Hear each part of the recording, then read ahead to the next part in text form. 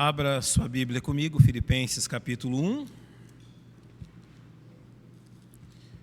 Este é o sexto estudo da nossa exposição aos Filipenses. Podem ficar assentados como estão. Nós vamos ler os versos 15 a 18.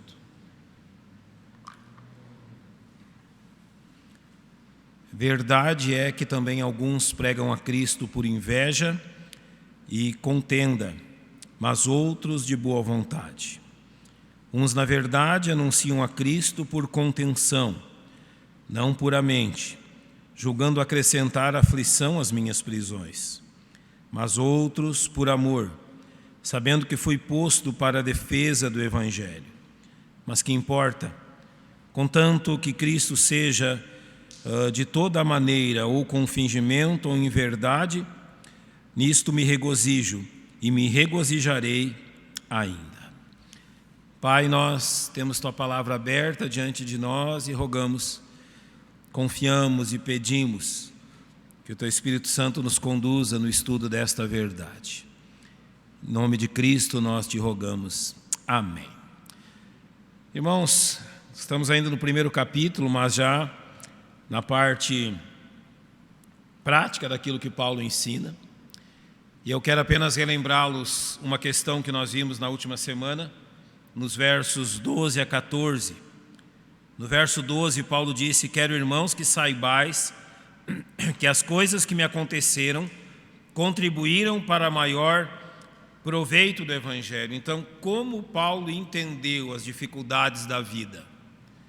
Nós lemos na segunda carta aos Coríntios, no capítulo 11, como está descrito ali aquilo que o livro de Atos não descreve, mas que Paulo nos traz uma lista no capítulo 11 de 2 Coríntios, de tantas coisas que lhe sucederam, de tantos problemas e dificuldades e experiências, onde ele esteve tão perto da morte, mas que ele não permitiu em nenhuma delas que o queixume, ou a autocomiseração, ou a amargura tomassem conta do coração dele. Eu creio que é a primeira grande lição daquilo que Paulo quer nos ensinar a respeito de uma vida de alegria e paz em meio a qualquer circunstância. Em momento nenhum, Paulo deixou seu coração contaminar-se por um espírito queixoso, por um espírito amargo, pelo autocomiseração, ou seja, ter dó de si mesmo, ter pena de si mesmo.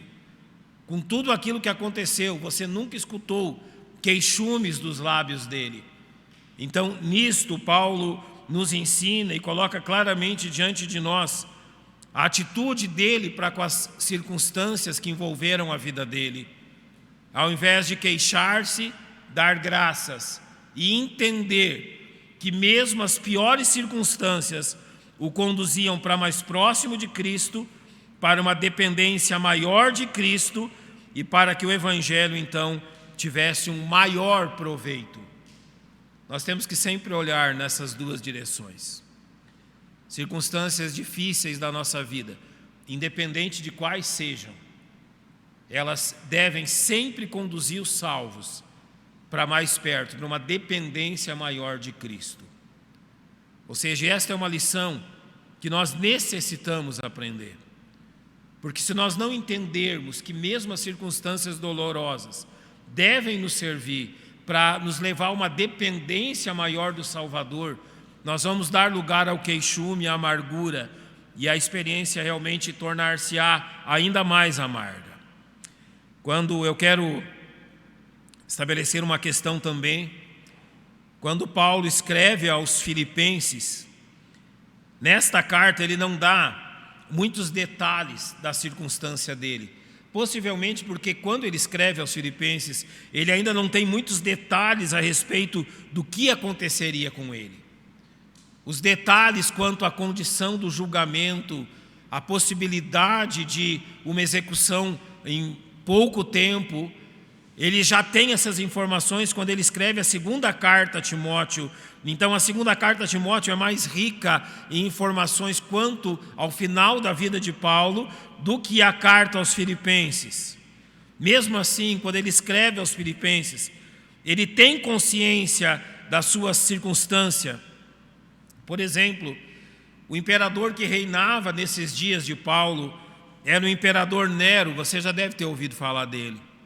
Uma das diversões de Nero era trucidar literalmente cristãos no jardim da casa dele, simplesmente por diversão. Conta os livros históricos que não era incomum ele crucificá-los e essas cruzes serem fixadas à beira de avenidas em Roma, e à noite então ele ordenava que colocasse-se fogo ao corpo dos cristãos para que iluminassem as avenidas. A história diz que foi assim. Paulo, sabendo da crueldade de Nero e desses costumes dele, Paulo estava, mesmo assim, confiante, não quanto ao fato que ele não morreria, mas quanto ao fato que ele prestaria um bom testemunho de Cristo. Agora, nos versos 15 a 18, Paulo não vai tratar da atitude específica dele, porque as nossas tribulações, elas não geram simplesmente atitudes em nós. Também as pessoas que vivem ao nosso redor ou que nos conhecem, as atitudes que nós sofremos também têm um resultado sobre elas. E nos versos 15 a 18, Paulo vai mostrar exatamente como as suas aflições refletiram na igreja em Filipos e como dois grupos diferentes reagiram de forma diferente a tudo aquilo que estava acontecendo.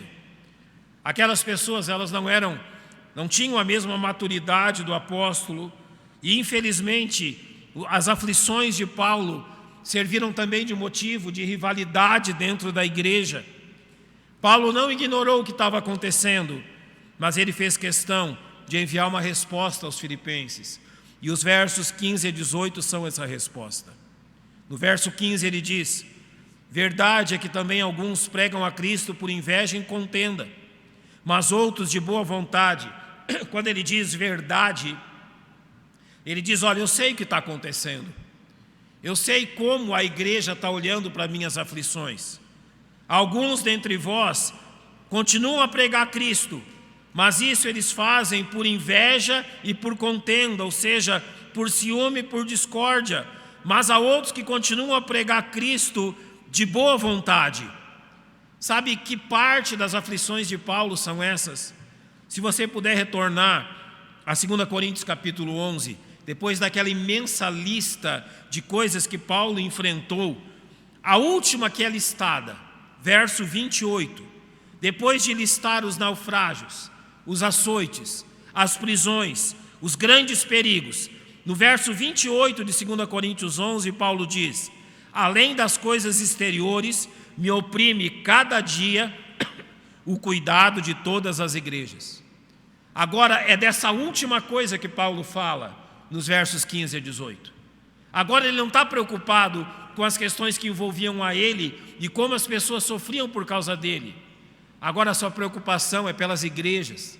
O último grande problema citado em 2 Coríntios 11, além destas coisas exteriores, ou seja, além de tudo que vocês já sabem, me oprime, me aflige cada dia o cuidado de todas as igrejas. Então, aqui Paulo vai nos demonstrar como esse cuidado com as igrejas era algo inerente à vida dele e como ele tratou disso. E literalmente aqui, o que Paulo vai nos ensinar o que ele nos ensina, a lição que ele nos apresenta, seria mais ou menos assim naquilo que eu vou dizer. Como não deixar que coisas ruins se tornem ainda piores. Como que a gente faz para circunstâncias difíceis não se tornar mais difíceis ainda? Paulo aqui dá uma lição incrível de como não deixar que as aflições e os problemas da nossa vida se tornem ainda piores quando nós tratamos com outras pessoas ou da maneira que as outras pessoas reagem às nossas aflições. Um dos grandes desafios em meio às tribulações que enfrentamos não é agir de forma a tornar situações que já estão sendo difíceis de suportar em situações ainda mais insuportáveis. Sabe, quando nós temos aflições e problemas, parece que qualquer atitude ao nosso redor nos traz mais aflição ainda. Quando você passa por tribulações, quando você passa por problemas, qualquer palavra dita, qualquer pensamento revelado, qualquer atitude que não seja realmente de apoio, podem trazer-te mais aflição. O que Paulo nos ensina é como tratar com isso. Como fazer com que as coisas que estão ruins não se tornem piores ainda. Como agir em meio a problemas difíceis, de forma que esses problemas não venham ainda a se tornar mais insuportáveis do que já são. Eu creio que primeiro nós temos que olhar para duas reações descritas aqui e depois olhar para a reação do apóstolo Paulo para entendermos isto. Acompanhe comigo o verso 16 de Filipenses 1. Uns, na verdade, anunciam a Cristo por contenção, não puramente, julgando acrescentar aflição às minhas prisões. Então, em meio a todas as dificuldades que Paulo já enfrentava, algumas pessoas em Filipos acrescentavam ainda mais dificuldades às que estavam existentes, criando atritos na igreja. Então, alguns resolveram, além da prisão, da morte que se aproximava tão rapidamente, alguns criaram ainda atritos dentro da igreja em Corinto, e isso também perturbou a Paulo. Ele diz qual é esse atrito. Uns, na verdade, anunciam a Cristo por contenção. A palavra contenção significa discórdia ou disputa. Então, alguns que se diziam, até mesmo a pastores ou apóstolos daquele período, líderes, eles começaram a pregar mais e mais, eles começaram, durante o tempo de aprisionamento de Paulo, a se envolver cada vez mais na pregação do Evangelho, mas não por uma razão correta. Eles entraram numa disputa. Eles queriam mostrar para as igrejas que eles eram melhores do que Paulo. Então eles queriam mostrar para as igrejas que realmente eles eram mais capazes do que Paulo. E quando Paulo usa essa expressão contenção, ou como nós lemos, a palavra dissensão, é a mesma que nós encontramos em Gálatas 5:20, quando fala das obras da carne. Então eram pregadores, homens, que estavam anunciando a Jesus, mas na força da carne, simplesmente para demonstrar que eles eram melhores do que Paulo.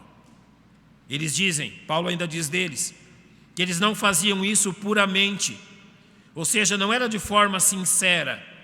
O que Paulo queria dizer com isso é que aquelas pessoas não pregavam a Cristo por amor a Cristo, mas de forma egoísta, visando a sua própria glória. Ou seja, ao pregar a Cristo, ao anunciar a Cristo, na realidade, eles visavam o seu próprio bem, o seu próprio interesse, o seu próprio conforto, a sua própria fama. Não era a pregação do Evangelho por causa de Cristo, mas era a pregação do Evangelho para mostrar que Paulo não era tão bom assim, para mostrar que eles não precisavam de Paulo, para mostrar que eles não careciam daquele apóstolo e que eles eram tão capazes como ele. Mas eles acrescentavam a esta pregação por interesse algo ainda pior, julgando acrescentar aflição às minhas prisões. Então o que Paulo diz aqui é que esses homens pregavam o Evangelho achando que se eles fizessem isso, eles tornavam a situação de Paulo ainda mais penosa e difícil. Se Paulo soubesse de todo o trabalho que eles estavam fazendo, Paulo se tornaria então amargurado, porque alguém havia substituído o seu lugar. Certamente uma das formas que eles faziam isso era dizer que enquanto eles estavam livres, Paulo estava preso, e acusar Paulo de estar preso com justiça. Dizer, olha, ele mereceu mesmo estar preso, ele merece mesmo estar na prisão, ele merece mesmo tudo que ele está sofrendo. A segunda maneira era de duvidar do apostolado de Paulo. Além de dizer que as aflições que ele passava eram por culpa dele mesmo, eles ainda queriam mostrar que Paulo não era realmente um apóstolo de Cristo. Você lembra quantas vezes Paulo teve que escrever sobre isso? E assim eles afligiam a Paulo, ou desejavam acrescentar aflições àquelas que já existiam, fazendo principalmente que a obra que Paulo já havia realizado não fosse reconhecida como uma obra de Deus, mas sim como uma obra meramente humana. Eles tentaram desqualificar Paulo de todas as formas. E isto foi uma atitude covarde, porque Paulo não tinha como respondê-los, a não ser por cartas. Paulo não tinha como responder-lhes ou contrariar-lhes as informações, uma vez que Paulo estava preso, e aqueles homens livres para fazer o que bem entendiam. Eu não sei o que eu e você pensaríamos numa circunstância dessa. Eu acho que os piores ataques que nós podemos sofrer é quando simplesmente a gente não tem como responder. E era isso que Paulo estava enfrentando. Estava enfrentando ataques ferozes daqueles homens, e não havia como responder-lhes. Mas graças a Deus que não haviam apenas estes que atacavam Paulo, mas o verso 17 diz: mas outros por amor, sabendo que fui posto para a defesa do Evangelho. Ou seja, haviam pessoas com outro comportamento, com uma outra visão, diferente destes quanto à pregação do Evangelho e quanto às questões que envolviam o apóstolo. Ele diz que outros pregavam por amor, ou seja, por amor a Cristo, mas também por amor a Paulo, de forma a não destruir o trabalho que ele já tinha realizado. Muitos ali em Filipos continuavam pregando o Evangelho, anunciando a Cristo, porque amavam a Cristo, sabiam dos riscos de fazerem isso naquele tempo tão difícil, mas faziam isso também porque reconheciam o trabalho que Deus tinha feito através de Paulo, entre eles e entre as outras igrejas. Literalmente, era um trabalho feito de boa vontade. Mas Paulo acrescenta: sabendo que fui posto para a defesa do Evangelho. Ou seja, aqueles irmãos que estavam pregando por amor, eles reconheciam as marcas do apostolado de Paulo. Então eles reconheciam Paulo como um homem de Deus, reconheciam Paulo como um verdadeiro apóstolo e reconheciam todo o sacrifício que Paulo fizera pelo Evangelho. Eles reconheciam que Paulo estava preso, não como um criminoso, mas como um verdadeiro pregador da verdade. Isso então fazia com que eles continuassem a anunciar o Evangelho na mesma obra que Paulo havia iniciado, em consonância com a sua doutrina e com o seu ministério, reconhecendo Paulo como um verdadeiro apóstolo e reconhecendo a obra de Deus realizada através das suas mãos. Então há dois grupos: um que anuncia a Cristo simplesmente para suplantar Paulo, para ganhar dele, e outro que anuncia a Cristo por amor a Cristo. Mas como Paulo reagiu a tudo isso? Olha agora para o verso 18. Há uma expressão aqui que é muito interessante, mas que importa. Paulo diz assim: olha, você já ouviu tudo que está acontecendo. O que importa isso? Mas realmente qual é o valor de tudo isso? Quando ele diz que importa, ele estava dizendo: olha, no final o que importa não sou eu, mas o Evangelho. Porque ele não preocupou-se com tudo isso, ele não responde essas questões, ele não responde os ataques, ele não responde tudo que foi levantado contra ele, ele simplesmente diz: que importa? E esse que importa é literalmente: olha, é eu que estou sendo atacado, não é Cristo. O que importa eles me atacarem? O que importa o que eles estão dizendo de mim? Notem e lembrem que em Filipenses 1,12 ele disse: quero que saibais que as coisas que me aconteceram contribuíram para maior proveito do Evangelho. Paulo se preocupava com o Evangelho e não com aquilo que as pessoas pensavam dele. Paulo se preocupava com a verdade em Cristo. Você não precisa, para Paulo, e isso é claro nas suas epístolas, não importava para ele o que você pensava dele, importava o que você pensava de Cristo. Não importava se você pensava bem ou mal dele. A grande maioria das pessoas, parece naquele tempo, pensava mal dele. E ele dizia: o que importa? Não é isso o centro das coisas. Então ele diz: contanto que Cristo seja anunciado de toda maneira. Ou seja, Paulo novamente coloca Cristo acima de qualquer condição ou circunstância. É o mesmo que nós vimos em Filipenses 1,13. De maneira que as minhas prisões em Cristo foram manifestas por toda a guarda pretoriana e por todos os demais lugares. Literalmente, Paulo estava dizendo ali em Filipenses 1,13: eu estou preso, mas o que importa? Tem gente ouvindo o Evangelho todo dia. Esses guardas, eles trocam a guarda todo dia aqui. Todo dia eu tenho alguém novo para pregar o Evangelho. E eu já preguei o Evangelho para quase toda a guarda pretoriana. Então o que importa eu? O que importa é aquilo que se passa comigo. O que importa é aquilo que as pessoas dizem de mim, se Cristo continua sendo anunciado. Literalmente, Paulo era um homem que trabalhava sem precisar buscar reconhecimento. Sabe, irmãos, esta é uma das maiores lutas que todos nós temos.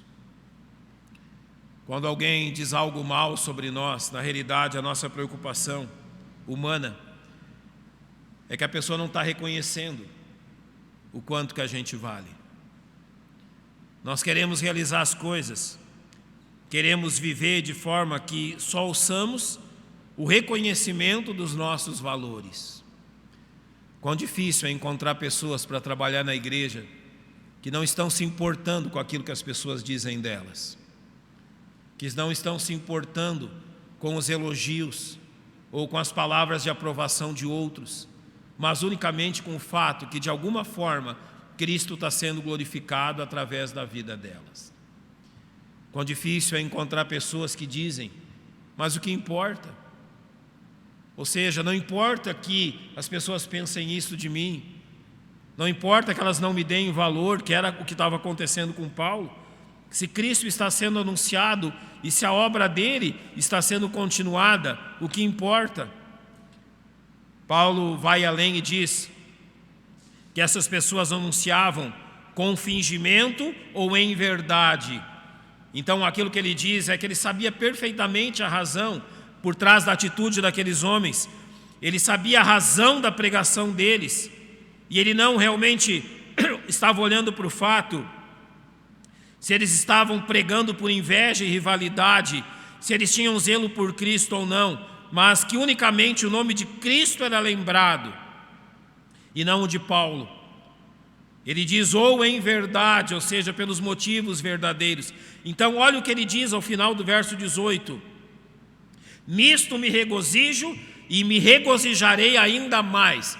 Daí eu tenho que perguntar para você, um homem que sabe que em muito pouco tempo um carrasco ou vai entrar na sua cela ou vai tirar ele lá de dentro e vai simplesmente lhe arrancar o pescoço, e assim a sua vida chega ao final.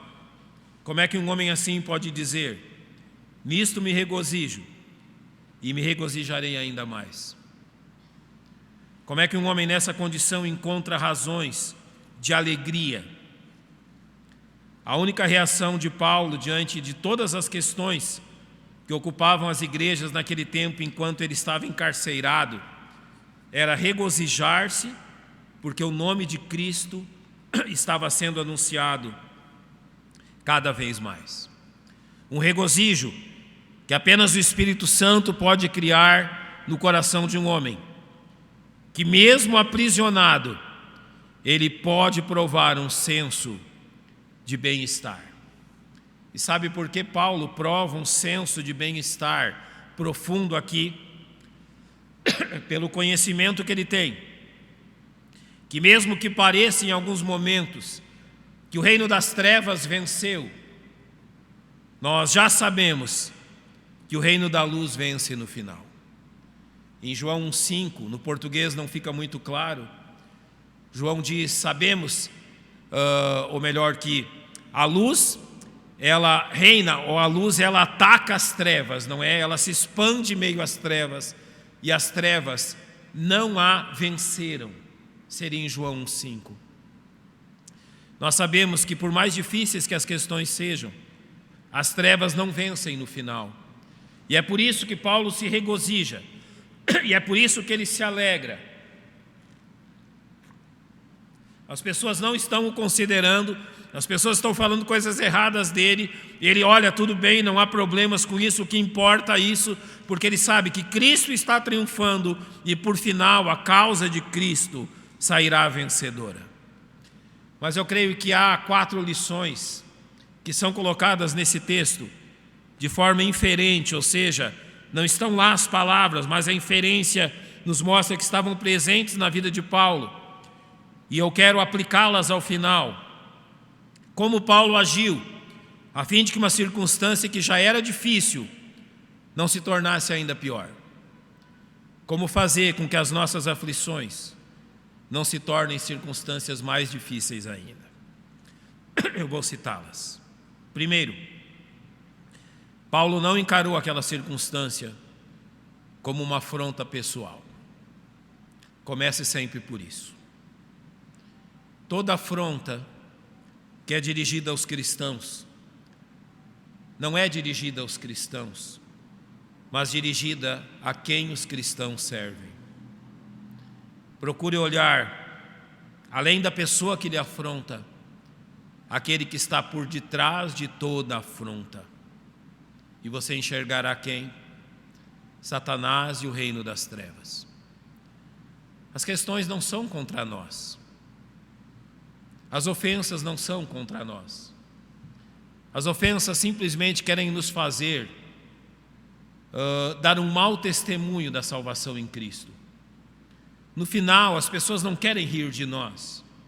Não é isso que Satanás quer. No final, elas querem zombar de Cristo e da verdade dele.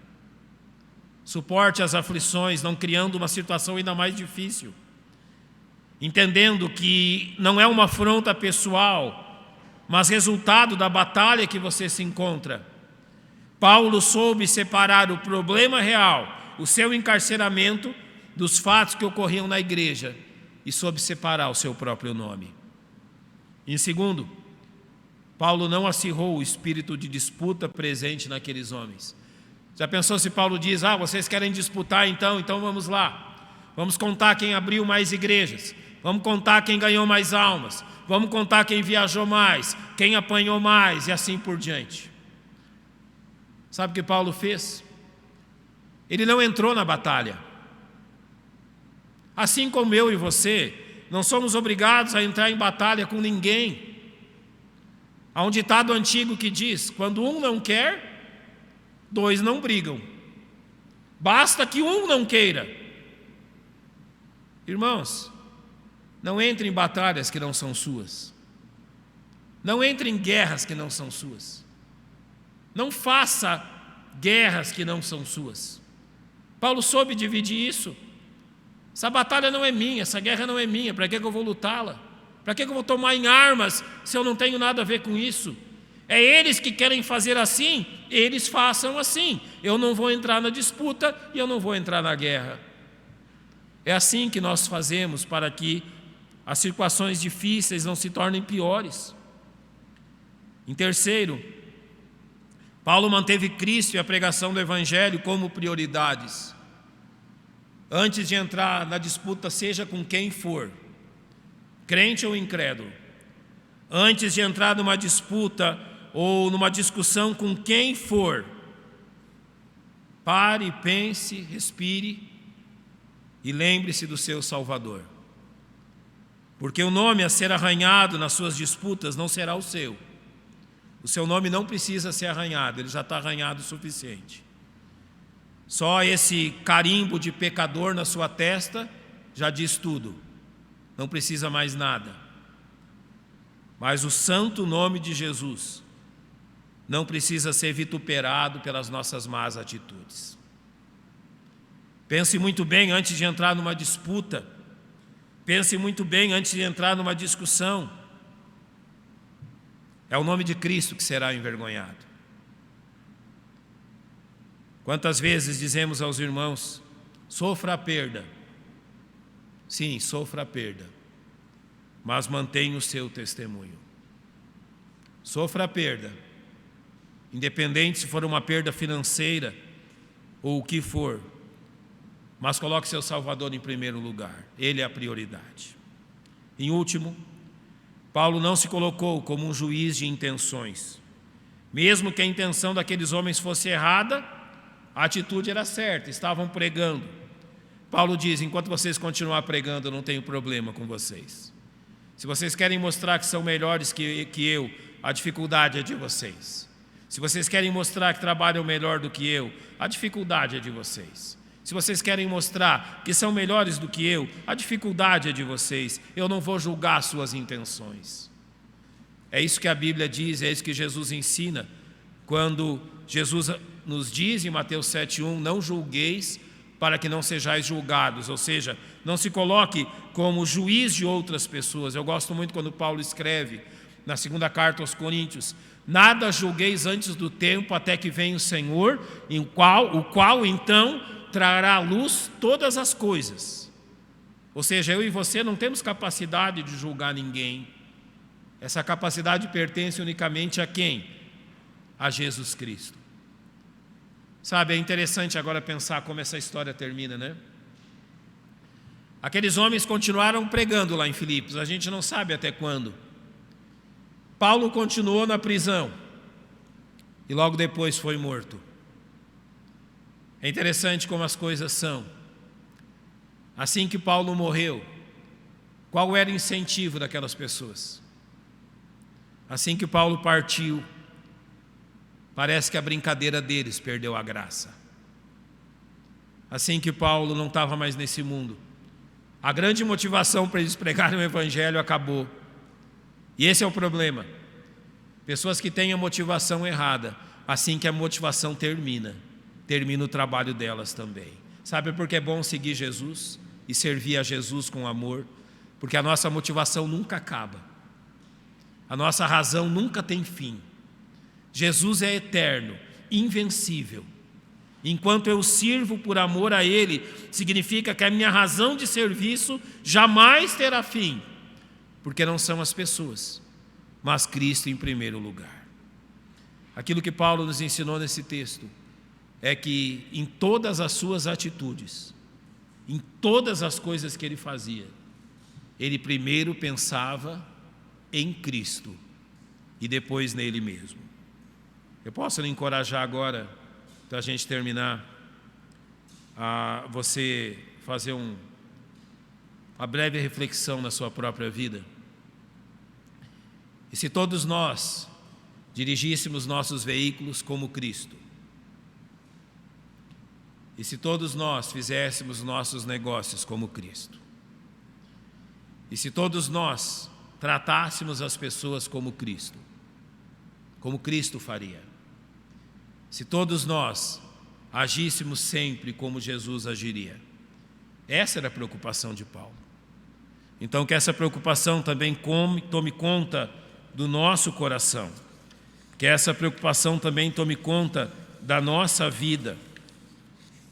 Realmente que nós tenhamos sabedoria em meio às aflições. Mas sabedoria para quê?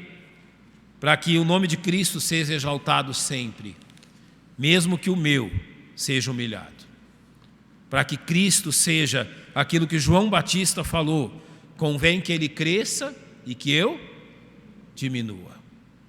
Esta é a síntese do que Paulo escreveu aqui. Os irmãos vão escolher um cântico.